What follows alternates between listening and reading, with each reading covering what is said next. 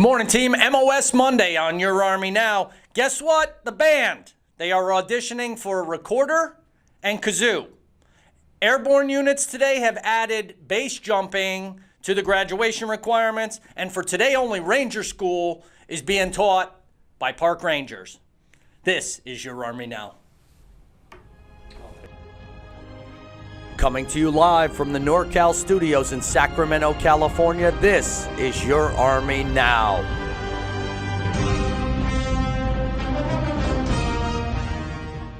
Hey team, what's going on? Sergeant Major Nelson, Your Army Now. Listen, police call. Before I get to police call, let's talk about the hat. Right? You can see that?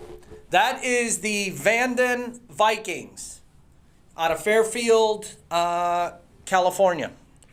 Hung out with them on Friday because we had the parachute team, Golden Knights, actually do a private performance, and they jumped in on Friday morning to the high school in front of, probably a couple thousand kids there, it seemed.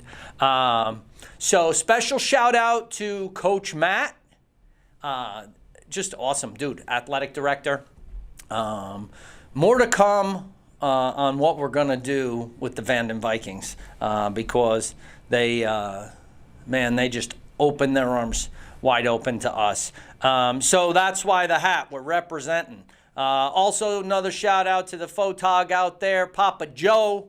He also joined us on Saturday. He was out there floating around at the Travis Air Show when I was out there, again with the Golden Knights, and just watching cool stuff happen. So, Ranger School, yeah, probably not being run by the park rangers. And I don't even know, I don't even know if the band has a kazoo. But a recorder I could kind of believe a little bit. Kazoo, maybe not. And base jumping, yeah, you're not going to do that in airborne school. But nice try.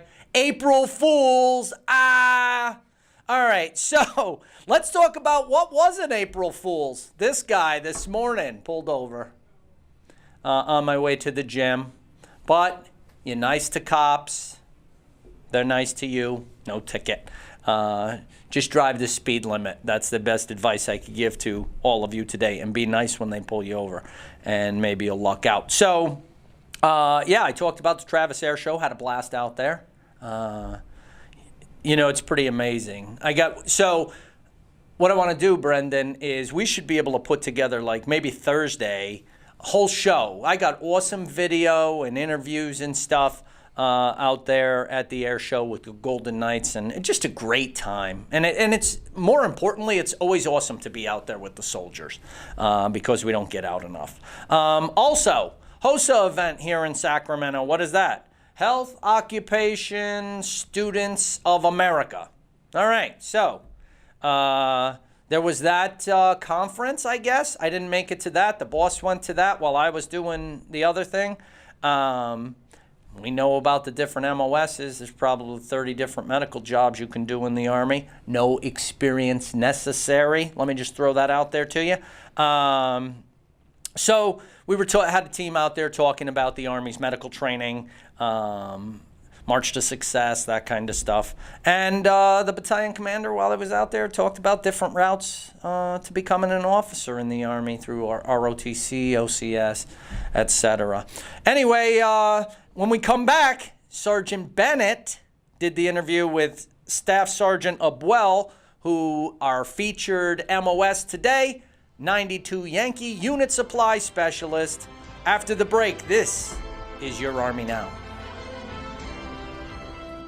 Military Occupational Specialty, Unit Supply Specialist. This MOS is critical to the Army being ready because these men and women are the ones who keep our soldiers and their units supplied and equipped to carry out their missions.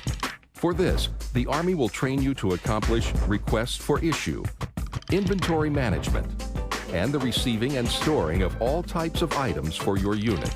You will also train to account for the government's property you issue, keep an inventory of items you have on hand, and keep records of those supplies using various office equipment.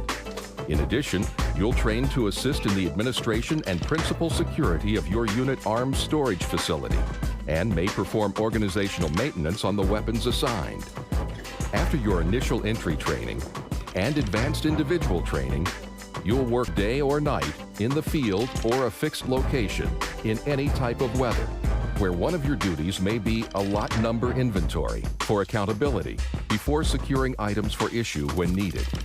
Other duties may center around the unit supply room and may involve coordination with supply support activity, local purchases with the government purchase card, laundry facility activities, or the storing and issue of other items for your unit. Serving in this MOS can help you transition from the military to the civilian employment sector because your skills in leadership, teamwork, and problem solving are skills and values in demand by civilian employers.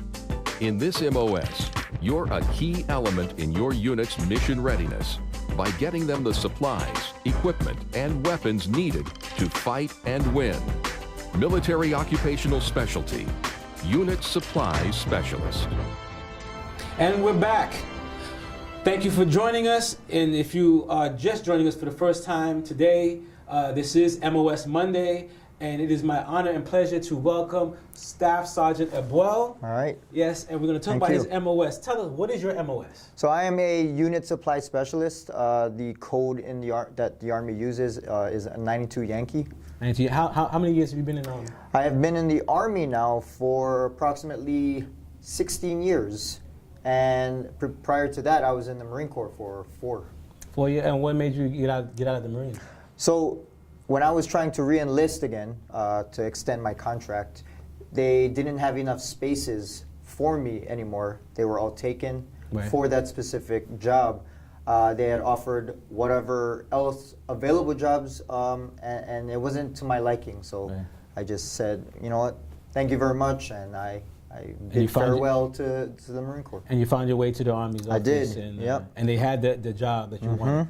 Right, so at the time that what is it about this job that attracted you to it? So I am generally, I like to think, a very organized person, very detail-oriented. Right.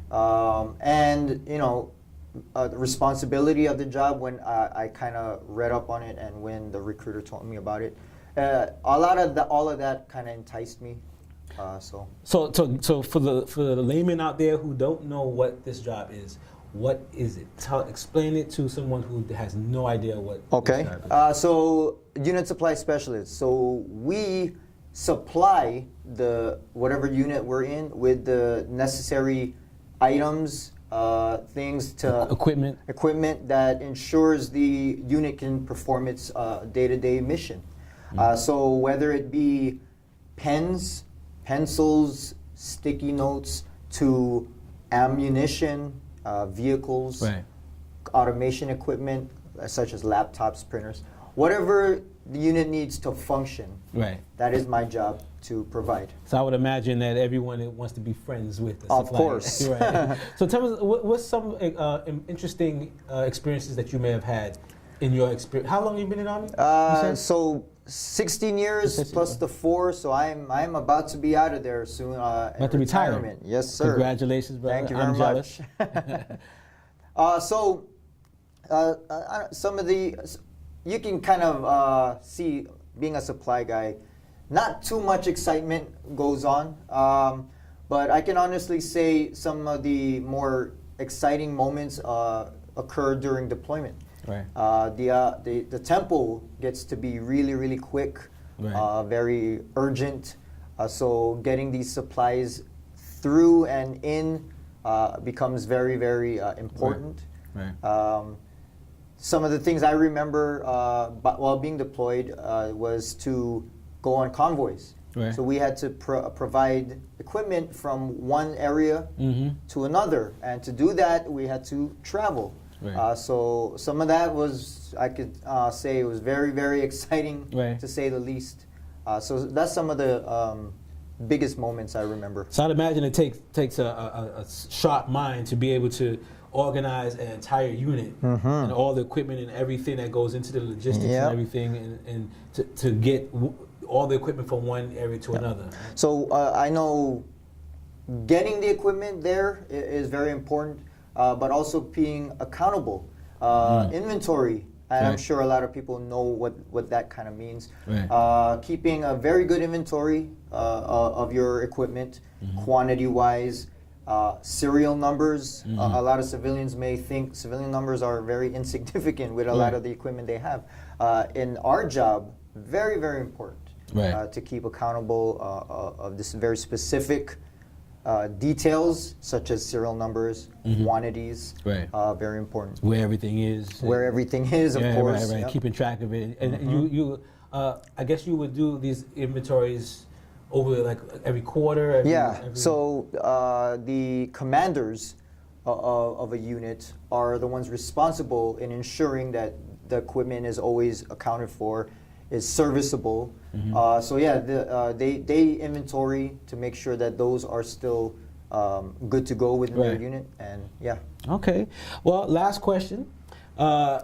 If you have to say, if there's one thing you can say to someone out there who's considering either joining the Army or specifically joining the Army with your MOS, what would you say to that young man or woman? I can honestly say the job, albeit not so exciting, Right. but I think it develops responsibility. One, helps you to become very detail oriented, because even if you don't want to, you have to, Right. because your main concern is to protect your commander and of course ensure your unit is always mission ready. Right. Organizational skills? Organizational skills helps you with that, very much so. So if they're a type who needs some of that in their life, Right.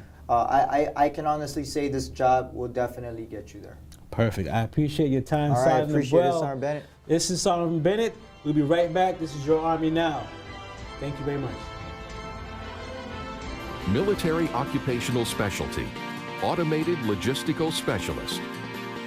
Quartermaster Corps soldiers have served the Army since 1775, providing logistical accounting, materiel control, and direct support to our fighting forces in both supply and maintenance functions.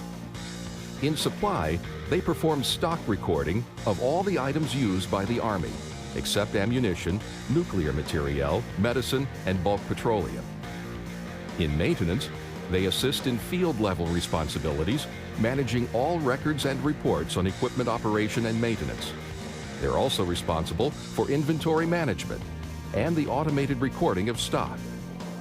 To do this, the Army will train you to receive and issue items that include repair parts, construction materials, and subsistence items like food and beverages, even major end items such as tanks, vehicles, and equipment. For this, you'll train to operate automated logistical systems used in warehouses, and train to use the forms and regulations for automated activities. After completing your initial entry training and advanced individual training, you'll work day or night, in the field or at a fixed location, in any type of weather, where you may inspect and inventory all types of repair parts and supplies, drive a vehicle to deliver supplies, or operate a forklift. In addition, you may manage records related to the requisitioning, accounting, and distribution of items. Serving in this MOS can help you transition from the military to the civilian employment sector, because your skills in leadership, teamwork, and problem solving are skills and values in demand by civilian employers. Today's Army must be properly supplied to execute its mission, and the Quartermaster Corps sees that those supplies are available when and where they're needed. Through the Military Occupational Specialty, Automated Logistical Specialist. All right, Team Sergeant Major Nelson, we're back. Your Army Now. Thanks to Sergeants Abuel and Bennett. Obviously not a live interview. We taped that one. It's cool. Hey, listen, so normally, this is the time where we do Professor Nelson's math class right up at the whiteboard. And you'll notice that is not a whiteboard behind me because we learned it's over there. Why am I not there? Okay. Hands down, there is just no reason to even go to the whiteboard for this. Not to minimize the job, because logistics is important. But understand that a lot of that type of stuff doesn't require education, so you're not paying for school and stuff. They're basically entry-level jobs. So when I say that I don't need to go to the whiteboard, you know, here in California, what is it, Brendan? What's the minimum wage in California? Didn't they just sign $10, $11 an hour or something? That's basically what you're going to make. And then, as you know from all the other whiteboard stuff we do, you work that full time, which now they're classifying, I think, 30 hours as full time or something. You know, what's that? $300 a week, you know, $1,200 a month. We're already beating that in base pay when you first come into the Army, and then you don't have to obviously worry about all those other bills. But listen, it's like this. So what I want you to think of in terms of that MOS is you go and apply to that one big company that offers 2-day free shipping. You probably shop there quite a bit, and you know what I'm talking about, but they're not getting a plug for me because that's just how it goes. But that's the kind of stuff you're going to be doing. You know, and that's the job you're going to come out of high school and you're going to do, and it could be in a warehouse. You know, you could be moving stuff, tracking stuff, all that kind of stuff. So Sergeant Abuel does that for the recruiting battalion, right? So if I need supplies and he doesn't have them in the room back there, he gets on the phone with the suppliers and works it all out, negotiates the price, the shipping, et cetera, et cetera, et cetera. And then, lo and behold, I have my supply of coffee cups, right? Or water to fill my jug. But that's what Sergeant Abuel does. Now, the great thing about that job, in the civilian world, I have no idea how long it takes you to work up the ladder. But in the Army world, you know, promotions are automatic. In the first 2 years, I think there's, let's say, if you start off as an E1, it's E1 to E2 at 6 months, pick up E3 at 12 months, and E4 at 24 months. And then I think you're at the $2K a month mark in base pay, which is obviously much more than the $10 an hour at the local job. So anyway, that's why I'm not at the whiteboard team. Unit Supply Specialist, MOS 92 Yankee. There's some other logistics jobs in the 92 field. You can go in and see your recruiter. They'd love to tell you about it, and they'll size it all up on a white piece of paper instead of a whiteboard for you. All right, other news, and I'm going to wrap this up because they're telling me I got to go into segment 4. But in other news, I never knew that Miami Beach was so nice. South Beach was so nice. If you're following me on Instagram at CSM_Nelson, you know that really that's my 10-minute vacation after the gym every day. So today was South Beach, 10 minutes, stood there, got warm, sweat a little bit, sweat even more doing the workout. Anyway, break time. Your Army now. Military Occupational Specialty, Cargo Specialist. The men and women of this MOS are the cargo handling experts for everything the Army moves by sea, by land, and air. For this MOS, the Army will train you in cargo documentation and the securing of cargo. You'll also be trained how to load and unload containers and to operate materiel handling equipment such as rough terrain forklifts, rough terrain container handlers, and mobile cranes. After your initial entry training and advanced individual training, you'll work supporting Army operations in the field day or night, or be assigned to offshore transferring operations. But in either place, you may operate forklifts or large container handlers, or be assigned to load or unload containers, or to prepare railroad shipments, or work cargo carried by aircraft. Your duties may also include hooking up the cargo to be lifted and guiding the lifting operation, or even operating cranes such as the Haglund's crane. Serving in this MOS can help you transition from the military to the civilian employment sector. because your skills in leadership, teamwork, and problem solving are skills and values in demand by civilian employers. Today's Army needs to move large amounts of equipment and deliver supplies to many locations throughout the world. And among the key players who make certain it all gets where it's needed on time are the Army men and women whose job is Military Occupational Specialty Cargo Specialist.